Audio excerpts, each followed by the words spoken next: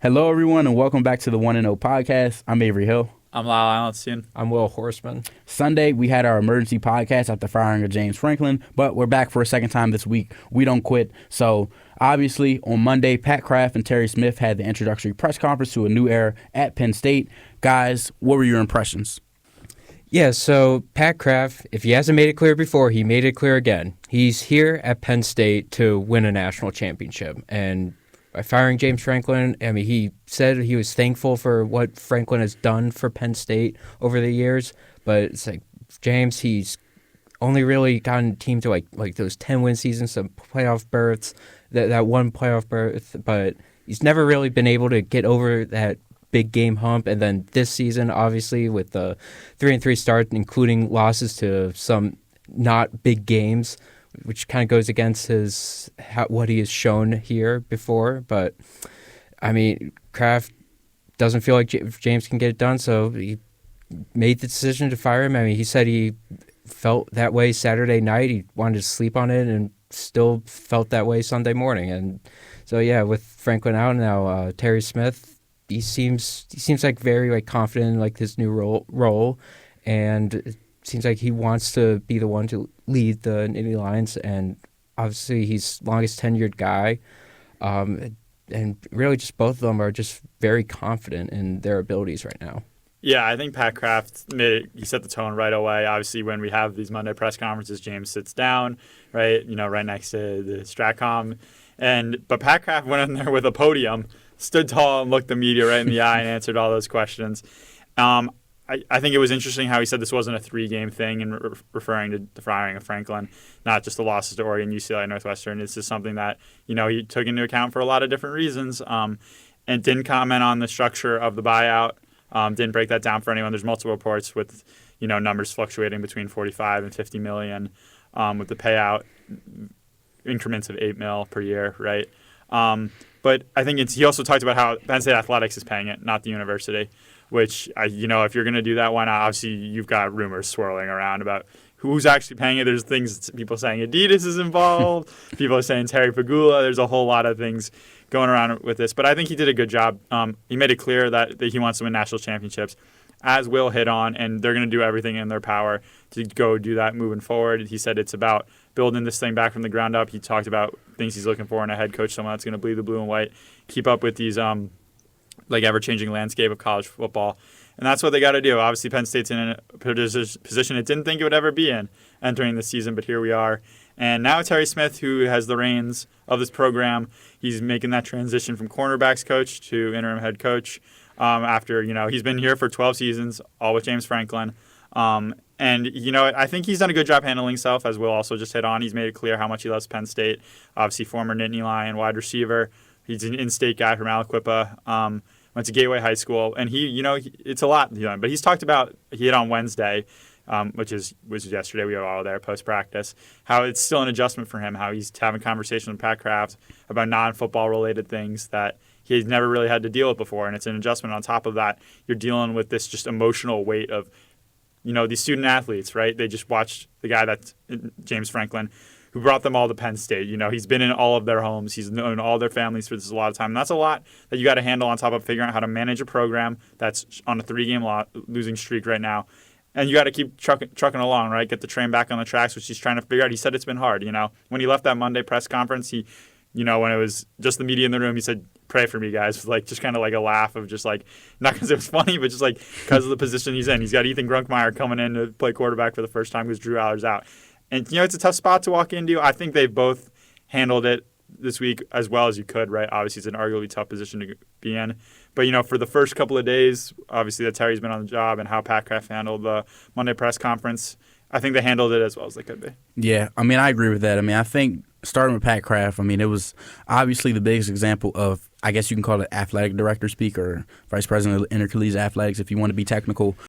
Like, he obviously was there with a message, and it wasn't really for the media. It was more for the coaches that he wants to attract, obviously. The podium, which I will say, by the way, guys, it was duct taped. Just so you guys know, if anybody's wondering, it was like half a podium, and it was duct tape. I just thought that was very interesting, but that was a funny setup. Stylistic choice. Yeah, very, very interesting stylistic choice. But, had the podium duct tape, comes up here, and he's like, that's not the standard that we want. We want to win national championships. He lays out everything he's looking for in a coach, a guy, that can get in with the Penn State culture, but isn't afraid to change.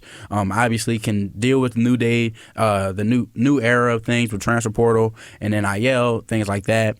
But, obviously he was there for a message. He needs to go hire a coach, and honestly, it better be good.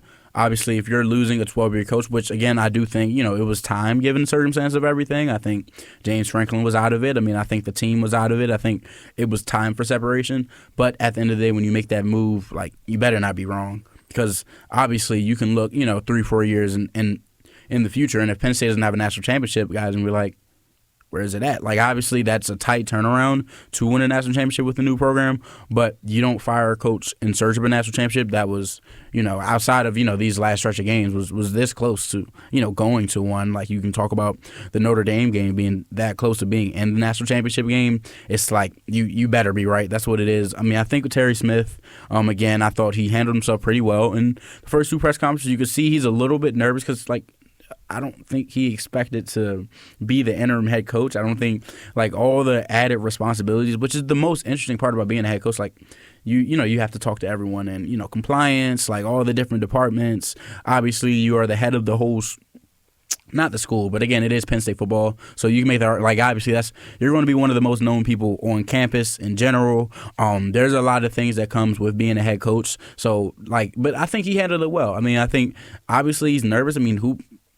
I would be nervous too. He said he found out around 1:15, and the team meeting was about 20 minutes later, so he barely has enough time to prepare things to say.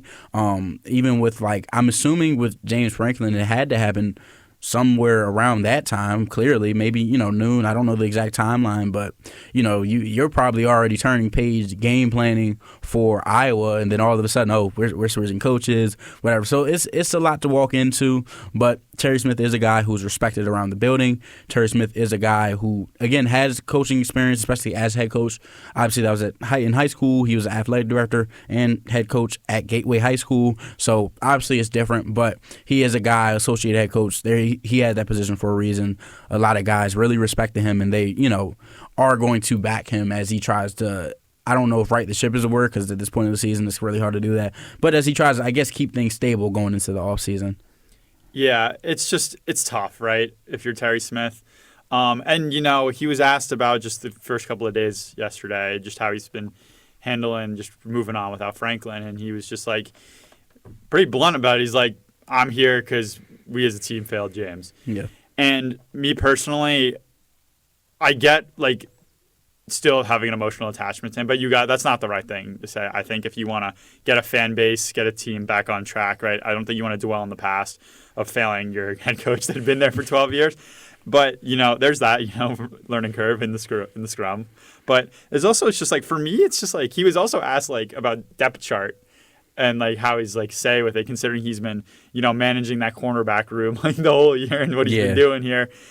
And he's like, yeah, I'm involved. I'm going to try to get those playmakers on the field. Everything is, subject to change right now. And for me, that's just every time we've talked to Terry Smith, it's how is A.J. Harris doing? How have you seen this room grow? Whatever. It's just now he's going to probably get questioned within the next week if Tysier Denmark and Kobe Howard are going to see the field. Yeah. So it's just there's a lot of little nuances that you're not really going to be able to tell how this program is adjusting with him because he's handling it for the first time. And you're getting thrown into the fire. Yeah, no Drew Aller, right? You got Ethan Grungmeyer first time. So you're going into Kinnick Stadium, which Penn State which is just notoriously a hard environment. It's sold out. It's sold out. Stripe out, night game, and then you got a bye week, and then you got number 1 Ohio State, then number 3 Indiana looming, and it's just you got to feel for the guy. Yeah, like at some point, feel bad for him. That's everything is wrong right now. And he's like, "Oh yeah, Terry, go fix it, man." Let's go fix everything. He's trying to get this fan base bought back in. There was no coach weekly booster lunch this week at Quarterback Club. He will be doing, as we're recording this, this show, the weekly show at the field, coach's show, which will be interesting to see how that's handled and some of the questions that are thrown at him. But he's got to get the buy-in back in from this university, buy-in from the team. He's got recruiting madness going on with everyone decommitting or opening it back up. The 2027 class is off the board, all 4 of them. The 2026s. He's got a handful of guys that are still committed, but they're now locking in visits elsewhere. It's just a lot, right? You could see how James Franklin built this program back up when he got here. There's no doubt about it. But that was just a struggling program. Now, Terry's now dealing with the ramifications of a head coach not being there. And it's just, Pat Kraft was asked on Monday if Terry is going to be a candidate for this job. And the answer was absolutely everyone's in contention. Unless Terry Smith can beat Ohio State, Indiana, Iowa, whatever. Yeah, I don't think he's a candidate for this job. And that's not a knock on Terry Smith at all. But you're getting thrown in the fire. And with the guy whose head coaching experience is at a high school, he's not the answer. I mean, I'm sure we'll talk about some coaches in a second. Yeah. But it's like, if you want to build this program back to get a national championship contender, and it's not a blame with Terry Smith because of the situation he's in, but I don't think he's the answer. Yeah, I mean, I think even like that, I don't know, something about the way Pat Kraft handled that. If I'm Terry Smith, I'm like, come on, man. Like, you couldn't have at least made it sound a little better. Because, like, again, he was like, absolutely. And then he's like, everyone's under consideration. Then it's like, so, I mean, that doesn't really hold any weight. It doesn't hold any value. I mean, obviously, I think he should get a fair shot if he wants it to go for the head coaching job, which obviously he said he wants to. I would assume he wants to. I mean, obviously, that is a big boost. I think that's something that, like, he was obviously very proud, even though he didn't like the circumstances of it, because it was clear, like, he felt bad taking the role of James Franklin, but there's the other side of it. Been there with him for 12 years. Yeah, exactly. Been with him the whole time. Brought him in. He brought him back to Penn State after playing at Penn State as a receiver, and now he's taking his spot. And it's like it's two sides of it. Again, it's okay on this side. I want to be able to help out in the ways that maybe he wasn't able to do. Again, he ran out of breath, whatever, and he wants to respect the program that James Franklin had built. On the other side, it's like I'm taking what he does, and imagine I do it better than him, and then it just looks so bad for James. So it is a very hard situation, and I don't know. I just think Pat Kraft could have said that a little better. Like, just lie at some point. Just lie. Like, say he has a fair shot, and then go with another guy. I mean, I don't know.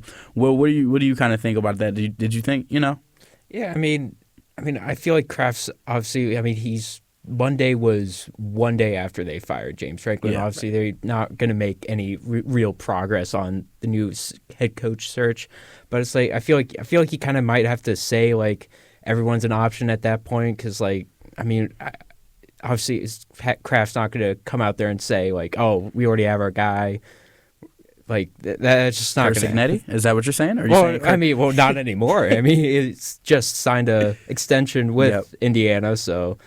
That makes him basically an eliminated option. He was already a non-option. It's never happening. It was never happening. That's a good agent play. Yeah. Every agent, they wait for the moments where their coach pops up in a head coaching search, and like Marcus Freeman's probably going to get extended soon. Somebody's going to throw Lane Kiffin's name in the fire, and he's going to get extended again. And then he's going to get a pay raise. Tweet about it. Yep, there we go. Exactly what James Franklin did in 2021 when the USC job. There it is. I mean, but yeah, it'll be interesting. I mean, I want to kind of shift into that head coaching search. We've had a few days to kind of see who some of the candidates that are out. We obviously released our own list just hours before James Franklin was actually fired. If you want to check that out, you can go to psucollegian.com. It is 6 coaching candidates, at that time in the event James Franklin is fired. Now he is fired. We had some of our candidates on there. I mean, guys, there are some names on the list. You can go down, Matt Rule. Kirstie Nettie was on the list. I think you can cross him off now. Some people are throwing up Marcus Freeman. I mean, I want to break it into 2 parts. One part, who do you think Penn State will get, and who do you think Penn State should get? Because I think you can say there's 2 different answers to that one, at least in my opinion. Yeah, I mean, I think I'm scared for Penn State that they're going to end up with Matt Rule. And the reason why I say scared is that I don't necessarily feel like he's that much of an upgrade over James Franklin. I mean, he brought success to Temple, Baylor, both 10-win seasons, and Nebraska's they're 5-1 right now, could end up with another 10-win season there. But that's kind of exactly what Franklin did at Penn State. So Yeah. you'd be paying Rule and the buyout for Franklin for basically the same results. And also Rule wasn't necessarily that great against ranked opponents at Temple, Baylor, or Nebraska.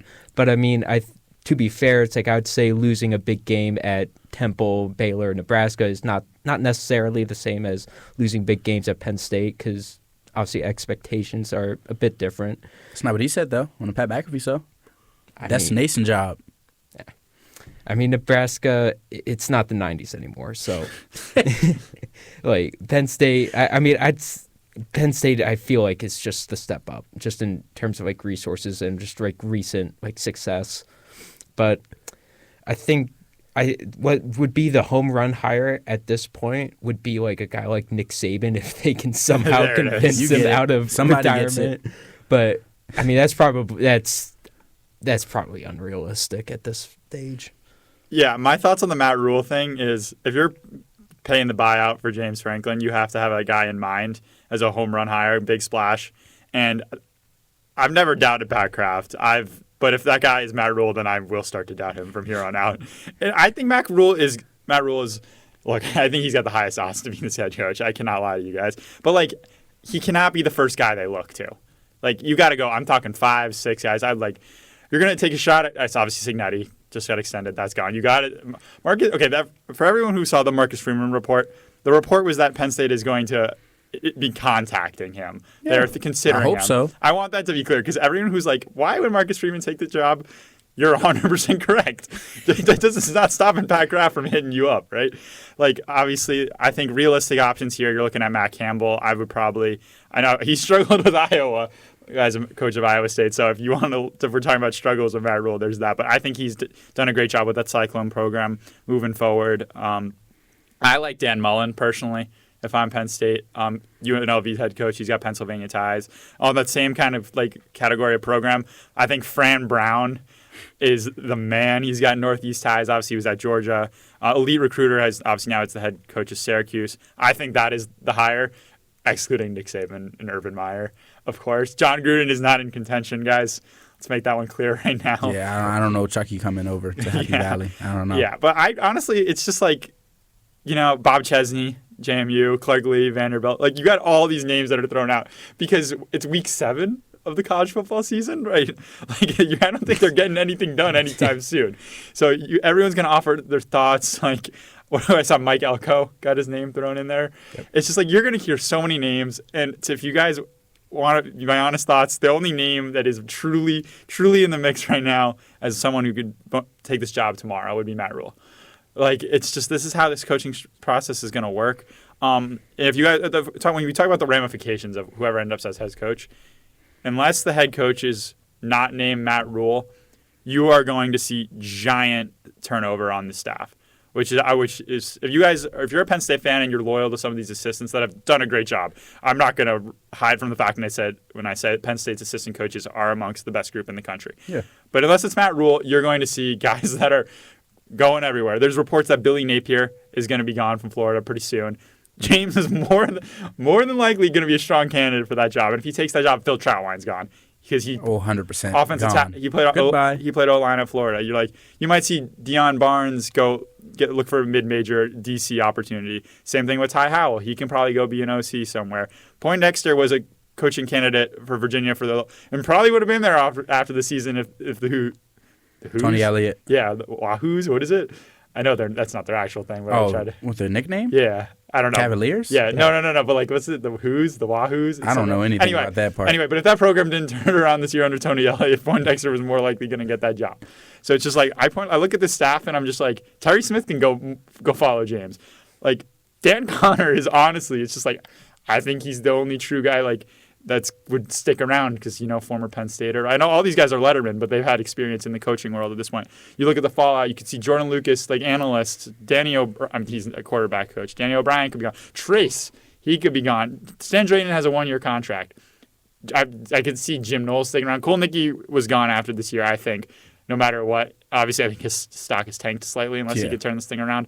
But with this head coaching job, it's just like, there's more that people, when they're going through this process, I feel like that they're looking at than just the head coach. Yeah, I mean, I think the first point you make about all the turnover, like, yeah, you're going to see. I don't really expect to see much of any of these assistants stay, because it's not even just if they want to stay, it's if that new coach is going to bring them back. I mean, I think James Franklin is big on loyalty, and I think he's itching to coach. We'll see on Saturday when he's on College game day, like how quickly he's trying to get back into the coaching mix, but I think he's itching to coach. I think by next season you see James Franklin on the sideline, and you'll see a lot of Phil Troutwain. I think Terry Smith will be a guy that comes with him. I think Poindexter, if he doesn't get a promotion elsewhere, I think he takes his talents with James Franklin. Like, there's going to be a lot of guys that leave.